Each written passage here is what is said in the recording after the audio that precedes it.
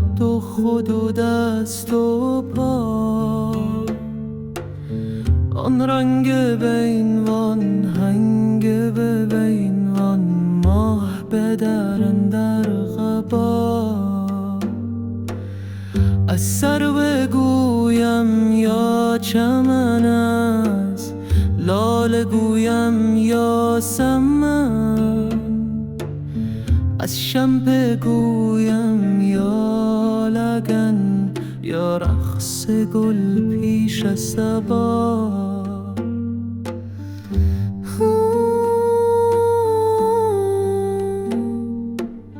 ای اشته چون آتشکده در نقش و صورت آمده، بر کاروان دل زده، یک دم مانده یافتی در آتش و در سوز من. شب میبرم تا روز من، ای فرخ پیروز من، از روی آن شمسال زهی بر گرد ماهش میتنم، بی لب سلامش میکنم، خود را زمین بر میزنم، زان پیش کو گوید سلام.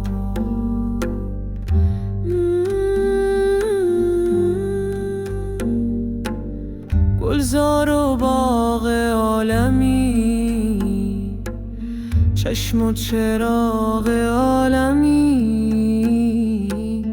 هم درد و داغ عالمی، چون پا نهی اندر جفا.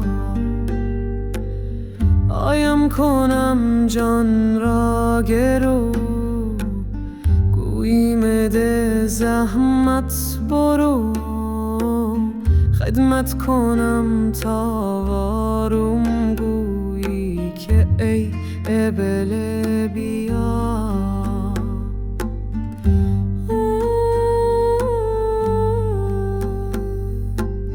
گشت خیال همنشین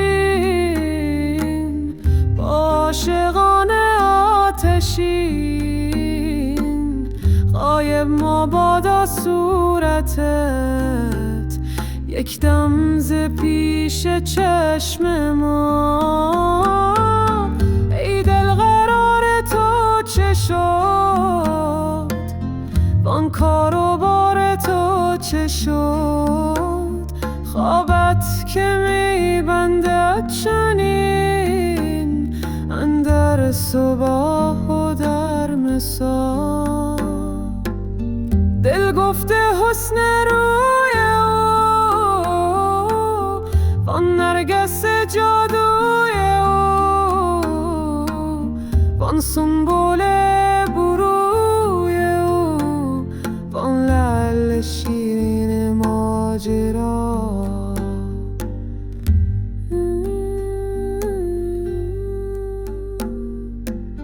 دیگر نخواهم زد نفس این بیت را میگوی و بس، بگداخته جانم زین هوس، ارفق بنا یا ربنا.